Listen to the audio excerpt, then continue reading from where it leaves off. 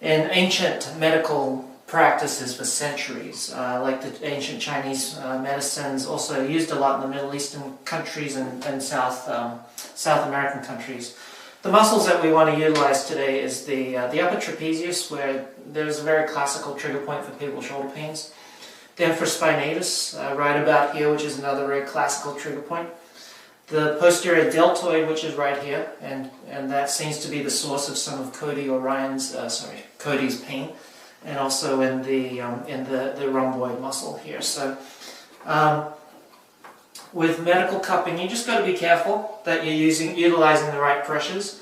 Some people may have seen it on TV where they use fire, but we obviously don't use fire. I'm sure people may not appreciate that. So all we utilize is a little cup like this, and we attach it to a pump, stick it on the trigger point where it seems to be right here.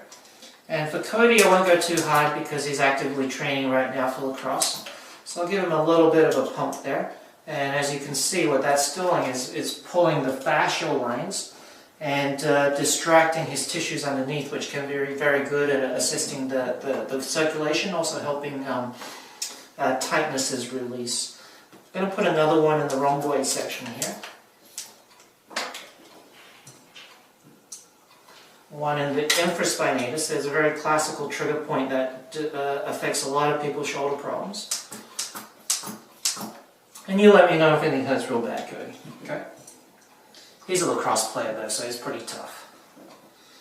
And then we're going to put a final one in the posterior deltoid right about here. Okay, as you can see, some of this stuff is starting to turn nice and red in there. That means that we're getting the circulation going. And it also means that we're encouraging the flow of nutrients in there as well. And the key with myofascial decompression versus just cupping is what we'll do is imagine this pulling your structures, or separating your soft tissue structures under your skin. And as it's doing that, what we want to do is we want to stretch some of the adhesions that may have formed underneath. So in this position, we're actually going to get Cody's arm and start to stretch a little bit, so you can see that some of that that underneath stuff is starting to stretch and breaking up any scar tissue adhesions that might form. And we're going to get into some of the motions that Cody is a little tight in, which is reaching across his body. And after you've dislocated your shoulder, it's actually good to have a little bit of tightness in the front of your chest. But you want some looseness in the back of your shoulder, so that way the tightness in the back doesn't pull the head of your shoulder out of the socket.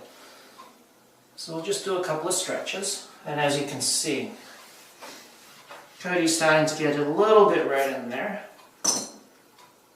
And I'll take some of these cups off. So for a classical treatment session, what we would do next is maybe work some of the structures to get the circulation flowing. A good technique to utilize is instrument-assisted soft tissue mobilization.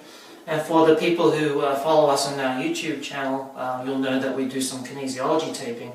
And kinesiology taping, again, is another great method to help keep things under control after we've done the cupping or the myofascial decompression session. So, Cody, how are you feeling there? Good. If I could get you to sit up. Oh, just watch that there. Go ahead and sit up. And what do you feel there? How does things feel? Loose, for the most part. Okay, and I'll get you to reach across your shoulder. And that still seems a little tight, but does that feel any different? Yeah, it's easier.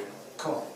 All right, so that's a great technique that we utilize for muscular or soft tissue tightnesses, and hopefully for Cody, we'll have him playing a little better this weekend, right, Cody? Yeah, thank you. Thanks for joining us.